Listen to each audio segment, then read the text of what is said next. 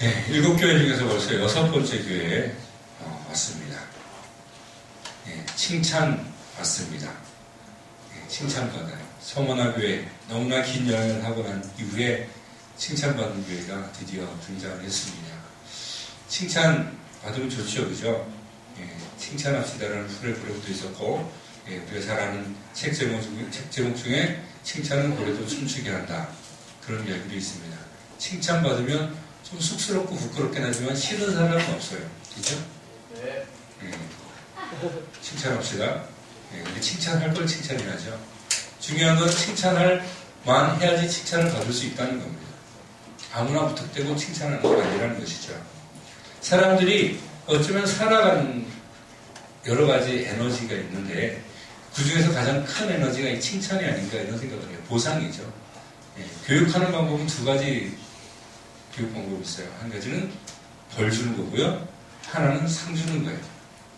예, 저도 교육학이 전공 과목인데 실제로 아이들을 두고 어떻게 더 효과적인가를 이렇게 실험을 해보면요. 벌 주는 것보다 상 주는 것이 훨씬 더 효과적인 학습 효과를 가지고 옵니다. 실제로 그래요.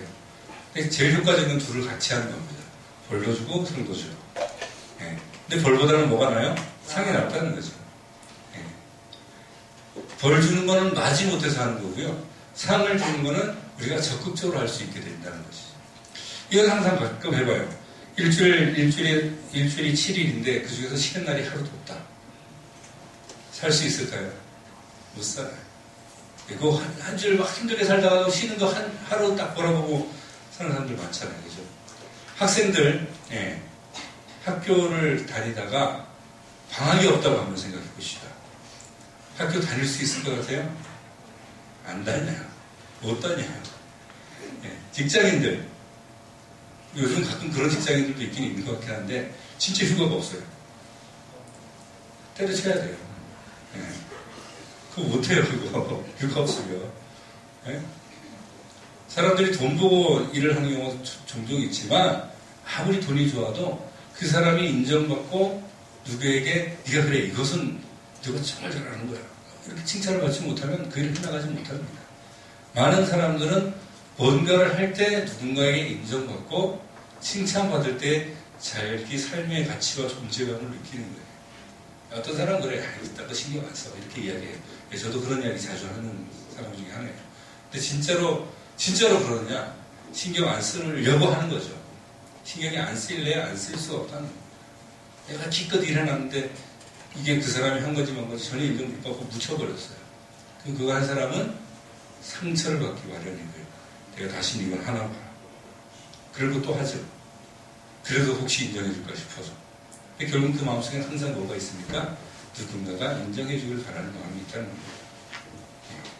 상처라는 게 왜 생기냐면 인정받아야 될 것이 마땅히 인정받지 못하고 칭찬받아야 될 것이 마땅히 칭찬받지 못하고 그래서 우리가 상처를 받는 거예요.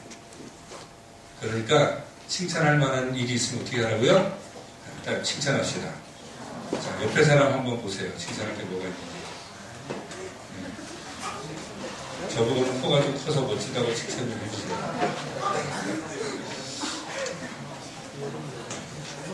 무리였습니다. 매주 한 번씩 무리수를 던지는데 호응 좀 해주세요. 무리인 건 알지만. 교회도 마찬가지입니다.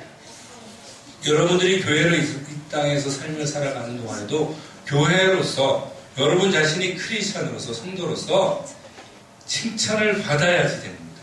아멘. 칭찬, 근데 아까 제가 뭐라 했어요? 칭찬 받을 만한 게 있어야 받는다는 거예요. 열심히 있다고 중요한 게 아니고 그것이 칭찬받을 만한 것이어야 됩니다. 우리는 그리스도인이고 성도고 우리는 예수님을 주님이라고 고백하는 사람들이에요. 그렇다면 우리는 누구의 칭찬을 받아야 될까요? 예수님이에요. 왜? 그리스도인이니까 그리스도의 칭찬을 받아야 되는 사람이에요. 근데 우리는 그리스도의 칭찬보다는 누구 칭찬을 받으려고 해요? 사람들한테 칭찬받으려고 해요. 우리가 아까 상처 이야기했죠. 예수님이 나를 인정해주고 칭찬해주는 사람이 되면 되는데 사람이 나를 칭찬해주지 못했다고 해서 인정받지 못했다고 상처받는 거예요. 우리는 좀 더 고단수가 되어야만 합니다. 예수님께 칭찬받아야 되는 거 우리가 그리스도인이기 때문에 또 한 가지가 있다면 사람들은 나에게 돈을 줄 수 있고요. 명예도 줄 수 있고요. 사람들은 나에게 뭔가 내 육체적으로 좋은 것을 줄 수는 있지만 뭘 못 줍니까? 생명을 못 줘요. 내가 그 사람에게 인정받을 만한 일을 아무리 잘해도 내가 죽을 병에 걸려있으면 그 사람이 그 죽을 병을 치료해주냐? 못하다라는 거죠. 의사도 못해요. 의사는 돕는 겁니다. 근데 죽을 병에 걸리지 않은 사람이 아무도 없다는 게 정말 참혹한 현실입니다. 안 죽는 사람이 있습니다. 사람은 태어나면서부터 죽을 병에 걸려가지고 좀 빨리 죽는 사람이 있고요. 또 다른 병이 생겨서 늦게 죽더라도 100년을 채우지 못하고 죽는 게 인생이라는 거예요. 그러니까 우리 누구한테 칭찬받고 인정받아야 돼요? 생명을 가지고 계신 예수님께 칭찬받을 수 있는 모든 젊은이들 될 수 있기를 주님의 이름으로 축원합니다. 그렇게 돼야 돼요. 여러분 칭찬받고 싶습니까? 칭찬받고 싶으세요? 안 받고 싶은가 봐 대답이 없어. 칭찬받고 싶으세요? 네. 그럼 오늘 말씀에 귀를 기울이시길 바랍니다. 앞에 교회들 칭찬과 책망 골고루 받았지만 오늘 나오는 교회는 뒤에야말로 칭찬이 엄청납니다. 주님께서 막 입에 침을 튀겨가면서 칭찬하는 것 같아요. 이 모습을 상상해보면. 빌라델비아 교회. 빌라델비아 교회. 네, 정확하게 우리가 영어를 읽으면서 발음하면 필라델피아 교회입니다. 네, 빌라델비아 하니까 빌빌거리는 것 같아서 저 어감이 좀 안 좋아요. 필라델피아 교회, 필라델피아 교회. 터키 지역에 있는 필라델피아 지역에 있는 교회입니다. 계시록 2장 3장에 교회가 7개 나오는데 우리가 칭찬받기를 원한다면 이 교회에 제일 집중을 해야 됩니다. 물론 앞에 성원아 교회가 있었어요. 칭찬받는. 근데 칭찬받는 게 다 한 줄로 끝나버려요. 그냥 죽도록 충성하고 있습니다. 죽을 위기에서도 주님의 이름을 붙잡았으니까 칭찬해 주세요. 근데 그게 끝. 그리고 죽도록 고생해야 돼. 죽을 때까지 고생해야 돼. 좀 그러고 싶지는 않아요. 그렇지. 주님께서 그렇게 하신다면 죽을 각오도 되겠지만 저도 좀 이렇게 버라이어티하게 칭찬을 받고 싶습니다. 여러분 그러고 싶지 않으세요? 칭찬 내용이요 소만하게 2배가 넘어요. 2배가 넘어요.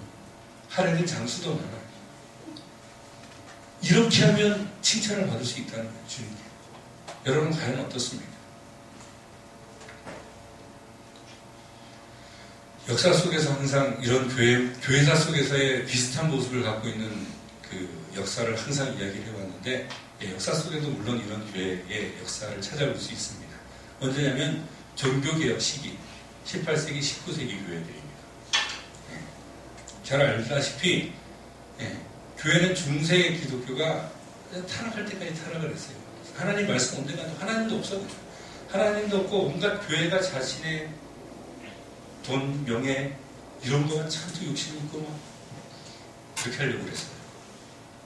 그 안에 살아있는 성도들 몇 명 있었지만 계속 찍어 누르고 그런데 이거 아니다라고 생각하는 성도들은 늘 있었거든요. 그들이 꿈틀거리기 시작을 했어요. 그리고 이거는 교회의 모습이 아니야. 이대로 가면 하나님 이거는 살아있는 교회가 아니야 라고 하면서 꿈틀대더니 툭 튀어나왔죠. 수도 없이 많은 사람들이 계속 나왔는데 계속 죽었어요. 근데 그럼에도 불구하고 계속 노력을 했어요. 그러다가 그것을 성공한 사람이 한 명이죠. 누군지 아세요? 역사 시간의 배우입니다. 마틴 루터입니다. 마틴 루터는 독일 사람이고요. 캐톨릭 사제였습니다. 근데 로마서를 공부하다 보니까 자기가 지금까지 알고 있었던 게 틀렸단 말이에요. 어떤 종교적 행함이나 이런 걸로 구원을 얻는 게 아니더라는 거죠. 그걸로 구원받을 육체가 없다고 성경은 이야기하고 인간은 지난주에도 얘기했지만 가능성이 없다. 오직 하나님의 은혜로 구원을 받더라는 거죠. 지금까지 중세교회가 해왔던 모습은 너무나 아니에요. 자신의 진리를 수호해야 되겠어요. 도저히 참을 수가 없어요. 학생들을 가르치는 것부터 시작했습니다. 근데 못 참겠어요. 그래서 교황청에다 95개조 관광문을 갖다가 비텐베르크 성당문에다가 갖다 붙입니다.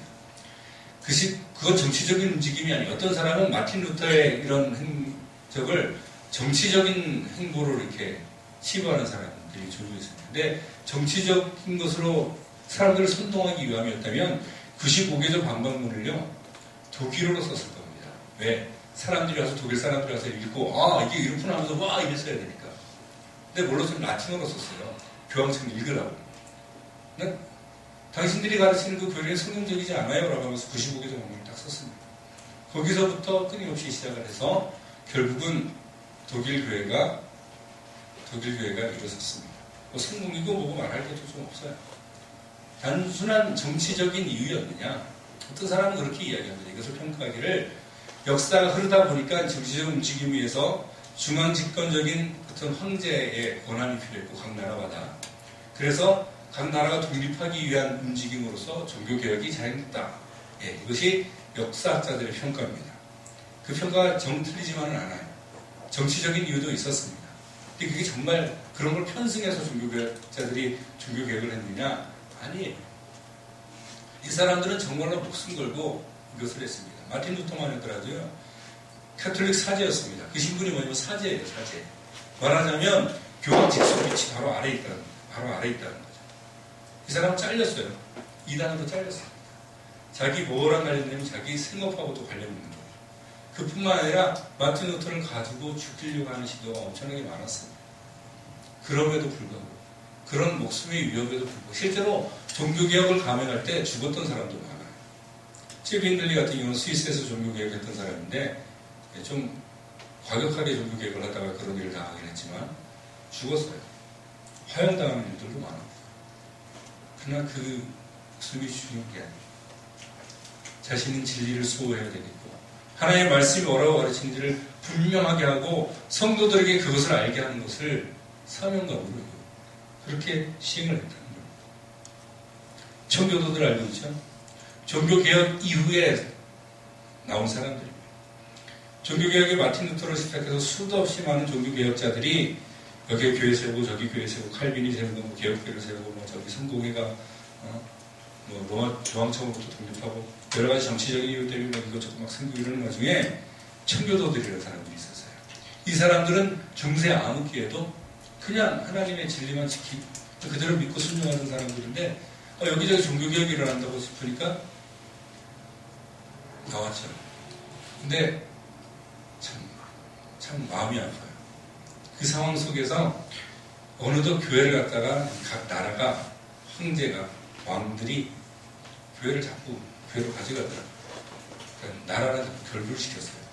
이 사람은 순수하게 믿음을 지키고 싶은 사람들인데 이 사람들을 환영해준 사람 아무도 없는 거예요. 어디면 네덜란드 숨어가지고 영국에서 쫓겨나고 스위스에서 쫓겨나고 독일에서 쫓겨나고 이탈리아에서 쫓겨나고 쫓겨난 사람들이 순수하게 신앙 지키려고 네덜란드에 모여가지고 있다가 목숨 걸고 예수를 믿었어요. 그러다가 영국이 신대륙을 개척하면서 사람들을 보내죠. 거기다가 어떤 사람들을 보내는지 아세요? 사형수들 그런 사람을 막 보내는 거예요. 거기는 불모의 땅이고요. 앞으로 어떻게 될지 모르는 땅입니다. 사형수들이나 가는 그런 곳이었어요.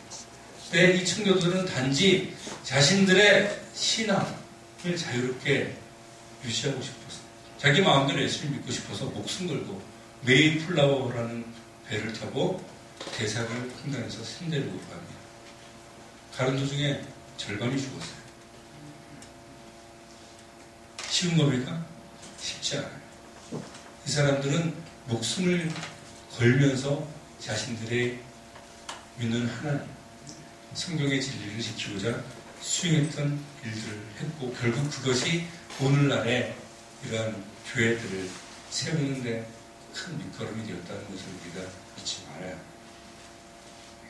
청교도 신앙 이런 이야기해서 청교도 신앙은요 내가 믿음을 지키기 위해서 목숨을 거는 신앙입니다.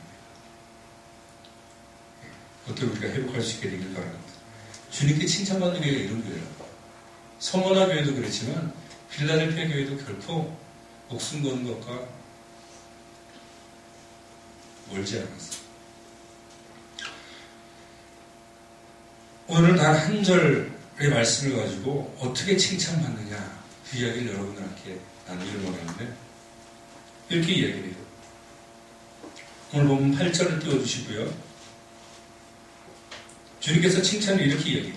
그리고 그 뒤로는 축복의 내용이에요. 8절에 칭찬하고 9, 10, 11, 12, 13은 주님께서 축복해 주세요. 근데 칭찬을 어떻게 하냐면, 자, 칭찬을 어떻게 받는지 알아야지 우리가 칭찬받는 교회가 될 거 아니에요. 그죠? 칭찬을 어떻게 받냐면 이렇게 얘기합니다. 능히 닫을 사람이 없으리라. 자, 내가 뭘 한다고요? 내 행위를 가누니 뭘 하신다고요? 행위를 하신대요.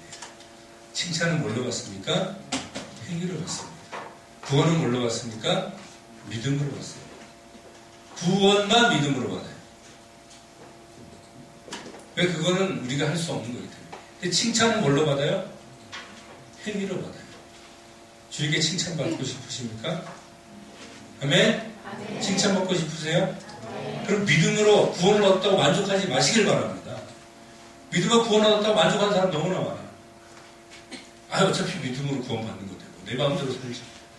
좋아요. 그 믿음이 진짜 믿음인지 아닌지 저는 판단이 잘 안 서는데 설령 진짜 믿음을 가지고 있다 할지라도 여러분이 아무것도 안 하면 주님께 칭찬 안 하세요. 앞에 5 교회도요. 주님께서 칭찬과 책망을 뭘로 했냐면 그 교회에 행함을 했다는 사실을 잊지 마시길 바라요. 잊지 말아야 돼요. 믿음만큼 중요한 게 뭐냐면 저는 행함으로 구원 얻는다고 이야기하지 않습니다.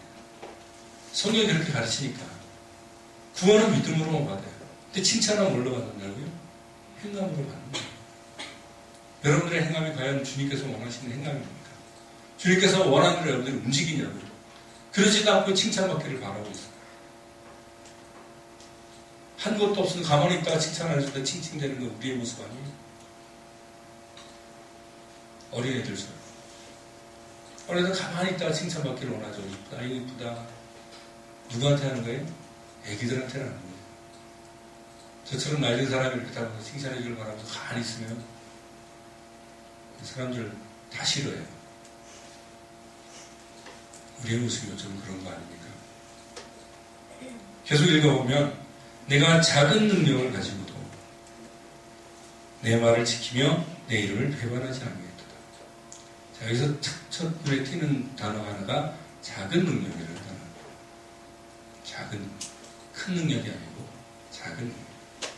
우리 칭찬받으려면 뭔가 대단한 힘이 있고 뭐 대단한 것들을 우리가 이루어야지만 칭찬받을 거라고 생각해요. 사람들의 칭찬의 기준은 대체로 뭘 하고 그 결과를 봐요. 그렇습니까? 안 그렇습니까? 우리 보통 그래요. 상 주는 기준이 그래요. 연말 시상할 때도 보면 투표 잔뜩 해가지고 인기 좋은 거 순으로 결과가 좋아야 됩니다. 그 사람이 얼마나 열심히 했고 얼마나 노력했고 자기의 순수성을 지키면서 몸부림친 거는 세상 사람은 거의 안 봐요. 주님 뭘 봅니까? 그걸 본다는 얘기예요. 능력이 크고 작고 이것은 누구에 달리냐면 하나님께 달린 일로 믿으시길 바랍니다. 인간은 능력이 없어요. 인간이 할 수 있는 건 지키 제한력이라. 그 능력은 누구로부터 나와요? 하나님께로부터 나와요. 중요한 건 내가 힘이 세냐 작냐, 내가 능력이 많으냐, 내가 재주가 많으냐, 하나도 안 중요해요.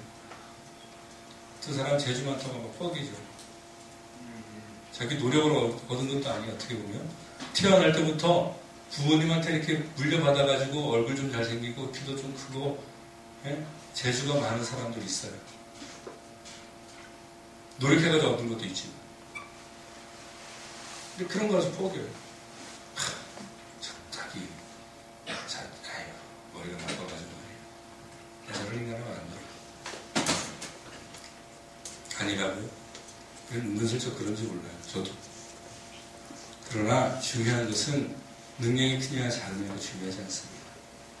작은 능력을 가지고도 주님 앞에 서 있는 것이 중요한 줄로 믿으시길 바랍니다. 엘리야 기억하세요? 엘리야가 성경의 이야기에 뭐라고 얘기하냐면 우리와 성정이 같은 자라고 얘기합니다. 저랑 똑같아요. 엘리야는 위대한 선지자다 이렇게 얘기하지만 저랑 똑같다고요. 아니 나랑만 똑같은 게 여러분하고 똑같아요. 제가 여러분 앞에 이렇게 서 있으니까 제가 여러분을 잘난 것 같죠. 아니 하나도 잘난 저를 개인적으로 만나면 알겠지만 허점투성이고요. 진짜 과거 같고요. 아니 저런 인간이 어떻게 벌써 그러면 안 됩니다. 그러면 안 되고요. 근데 알고 보면 똑같다고요. 모든 사람이 다 똑같다고요. 엘리야가 그렇대요. 근데 다만 누가 쓰시니까? 하나님이 쓰시니까. 할렐루야. 예. 여러분 낙심하지 마세요. 지나치게 교만한 것도 교만한 거지만 지나치게 자존감이 낮은 것도 교만한 겁니다. 나는 적어도 이 정도 수준은 돼야지 이 생각을 하고 있는 게 자존감이잖아요. 낮은 자존감이잖아요. 내가 원하는 내 모습이 이 정도인데 지금 여기 거기에 가지 못하니까 낮은 자존감이 생기는 거잖아요. 나라면 여기까지 가야 되는데 그게 교만함이라니까요. 낮은 자존감하고 교만한 게 반대인 것 같지만 같은 거예요. 여러분이 있는 대로 받아들이십시오. 그 하나님께서 여러분 있는 대로 사용하시겠다고요. 아멘. 어떤 사람은 좀 머리가 좀 더 좋을 수 있고 어떤 사람은 머리가 좀 더 나쁠 수 있고요. 어떤 사람은 키가 좀 클 수 있고 작을 수 있어요. 근데 하나님은 그대로 사용하시겠다고요. 누가 쓰시겠다고요? 하나님이 쓰시겠다고요. 작은 능력이라고 좌절하지 말게 되길 바랍니다. 더 중요한 건 그 다음에 나와요. 뭐라고 얘기합니까? 주님의 말을 지켰다라고 이야기하고 있어요. 내 말을 지키며 가장 중요한 건 뭐냐면 주님의 말씀을 수호하는 거예요. 내 생각을 수호하는 게 아니라 내 가치를 수호하는 게 아니라 하나님의 말씀을 수호하는 거예요. 오늘날 많은 사람들이 무너져 내리고 있어요. 크리스찬들이. 왜 그런지 아십니까? 말씀이 무너져 내려요. 말씀이 없어요. 아예. 그리고 알고 있는 말씀을 갖다가 세상 지식을 갖다가 뒤집어 풀려고 그래요. 성경은 이렇게 기록되어 있는데 저 뒤에 전도사님이 뭐 독일어로 뭘 좀 써달라 그래서 제가 썼어요. 예수 스프리트 주기 Ich der die Wahrheit das Leben. Niemand kommt zum Vater der durch mich. 무슨 뜻인지 아세요? 네? 영어로 번역했고 한국어로 번역했을까요? 예수께서 가라사대 내가 곧 길이요 진리요 생명이니 나로 말미암으셨고는 아버지께로 올 자가 없느니라.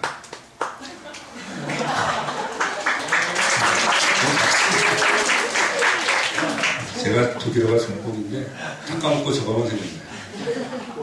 진리니까. 진리예요. 성경에 나타나는 진리는 오직 예수님만 진리라고 가르쳐요. 근데 이 말을 갖다가 자꾸 무너뜨리려고 그래요. 옛날 사람이 어쩌다 썼겠지. 아니 성경은 진리라면서. 그거 하나 버릴 게 없어요. 다른 사람 어떻게 얘기하는지 모르겠습니다. 오직 예수님 안에만 길이 있고 예수님 안에만 진리가 있고 예수님 안에만 생명이 있다는 것을 믿으시길 바랍니다. 이게 우리의 믿음이에요. 진짜로 그래요. 전 여러 가지 논리로 이것을 설명할 만한 논리가 있어요. 근데 논리가 사람을 설득시키지는 않더라고요. 그러니까 주일날 예배 때 담임 목사님 파스칼 이야기 있잖아요. 파스칼이 황새라는 철학서를 썼거든요. 그 철학서가 뭔지 아십니까? 인간은 생각하는 거 할 때다 이것만 생각하죠. 그죠? 그게 파스칼이 철학적 논리를 가지고 하나님이 계심을 증명한 철학서예요. 대단한 겁니다. 근데 사람들이 파스칼이 그걸 썼다고 사람들이 하나님이 있다고 인정하나요? 아니에요. 상당히 논리적입니다. 논리가 중요한 게 아닙니다. 성경이 뭐라고 얘기하는 게 중요해요. 논리는 내 입장에서 내 논리를 만들 수 있는 게 논리예요. 1 플러스 1은 1이에요? 2예요? 자, 가정을 어떻게 잡느냐에 따라서 이게 막 달라져요. 1 플러스 1이 1이 될 수도 있고 3이 될 수도 4가 될 수도 있어요. 논리를 어떻게 전개하느냐에 따라 달라진다고요. 논리가 중요한 게 아니라는 거예요. 제 말은. 성경이 말하는 진리는 진리예요. 그냥. 주님의 말씀을 지키시길 바랍니다. 아멘? 세상이 뭐라고 이야기해도 세상의 소리는 좀 귀를 좀 막을 필요가 있어요. 이 사람은 A라고 얘기하고 이 사람은 B라고 얘기하고 혼란스러워가지고요. 내 머릿속에 폭발할 것 같아요. 다 받아들이고. 오직 성경의 말씀을 지키시길 주님을 축복합니다. 아멘? 말씀을 지켜야 된다. 지키려면 있어야 지키지. 없는데 뭘 지켜? 하나님의 말씀을 공부하고 읽고 듣고 그 말씀이 여러분의 것이 되기를 축원합니다. 그리고 그걸 지키라 해요. 그리고 뭘 했냐? 내 이름을 배반하지 아니하였도다. 배반이라는 단어는 부인하지 않았다는 거예요. 난 예수님 몰라요 이러지 않았다는 거예요. 베드로는 3번을 모른다고 했어요. 여러분 그럴 수 있어요. 근데 베드로는 정작 중요할 때 모른다 하지 않았습니다. 순교했어요. 여러분도 베드로처럼 몰라야 할 수 있어요. 근데 결국은 중요할 때는 배반하지 않게 되길 바랍니다. 아멘? 근데 우리 안 그러잖아요. 저도 그래요, 사실. 저도 저를 반성해요. 세상 속에 살아가다가 목사라는 걸 가끔 숨기고 싶을 때가 있어요. 너무 창피해요. 창피한 이유가 다양하지만 그러면 안 되지만 그럴 때가 있더라고요. 반성합니다. 근데 우리도 그럴 것 같아요. 어디 가서 크리스찬인 걸 숨기고 싶어요. 술자리에 가서 크리스찬이라는 걸 숨기고 싶어요. 유흥가에 가서 크리스찬인 걸 숨기고 싶어요. 친구들이 나를 보면 예수쟁이라고 손가락질할 것 같아서 숨기고 싶어요. 당당해지십시오. 당당해지십시오. 예. 맥도날드에 가서 햄버거 딱 앞에다 놓고 기도할 수 있는 사람들이 되시길 바랍니다. 상징적인 얘기예요. 그게 중요한 게 아니에요. 여러분이 크리스찬에게 드러나는 것에 대해서 두려워하지 말라고. 예. 왜? 취업할 때 난 주의를 지켜야 되니까 이 직장 못 구합니다. 그렇게 왜 말을 못해요? 돈이 그렇게 중요한가?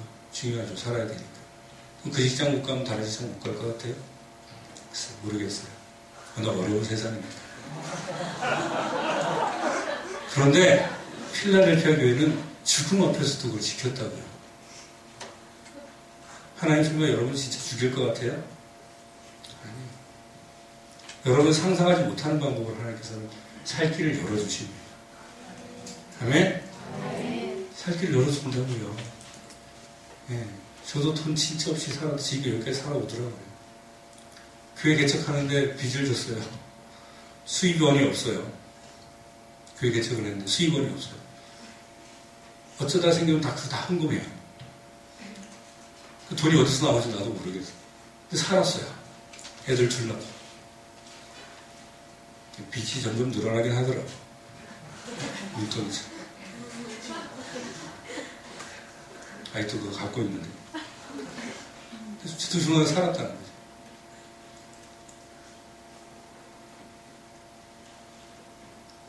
오늘 말씀에 보면 이렇게 기록되어 있습니다. 10절에 보면 내가 나의 인내의 말씀을 지켰은즉 내가 또한 너를 지켜 시험의 때를 면하게 하리니. 할렐루야. 내가 너무나 힘든 가운데 주님의 말씀을 지키고 주님을 부인하지 않았더니 주님께서 어떻게 하신다고요? 정말 어려울 때 건져주신대요. 그 조금 힘든 거거든 사실은. 근데 이 마지막 시험의 때는 이제 이 요한계시록 4장 나오면 6장부터는 진짜 무서운 말씀 나옵니다. 그걸 지켜주겠다는 거예요. 지금 또 조금 돈 없는 게 문제가 안 돼요. 지금 조금 힘들게 살아도 문제가 안 돼요. 정말 어려울 때 어떻게 하려고? 정말 어려울 때. 주님의 말씀을 지켰더니 어떻게 한다고요? 상상을 초월하는 어려움 속에 주님께서 지켜주겠다 약속하셨어요. 주님을 신뢰하시길 바랍니다. 네, 그걸 바라봐야 돼요. 조상모사에게는 제가 여러 번 하죠. 눈앞의 이득을 쫓아가지 마시길 바랍니다. 길게 봐야 돼요. 더 멀리 봐야 돼요. 더 멀리는 뭐냐면 저 영원한 나라예요. 누구한테 칭찬받아야 된다 그랬죠? 예수님. 저도 사람한테 칭찬받는 기분 좋더라고요. 제 수련회 가가지고 큐브를 확 돌려가지고 맞췄더니 우와 이런 거 소리 쫙 듣는 거. 더 빨리 돌아가요.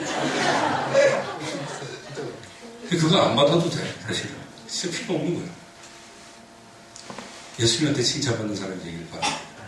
사람 칭찬 잠깐 기분은 좋지만 그걸로 끝이 납니다. 땅에 아무리 부활을 많이 쌓아도 죽을 때 못 가져갑니다. 우리의 신분은 이 땅에 있지 않고 어디 있습니까? 저 영혼은 하늘나라에 있다는 사실을 기억하시길 바랍니다. 기억하지 말면 안 되죠. 기억하셔야 돼요. 마음속에 잊지 않고 어떠한 상황 속에서도 주님의 이름을 지키기 위해서 여러분의 최선을, 여러분의 작은 능력이지만 그 작은 능력으로 순종하시는 여러분 되시길 바랍니다. 우리 함께 찬양.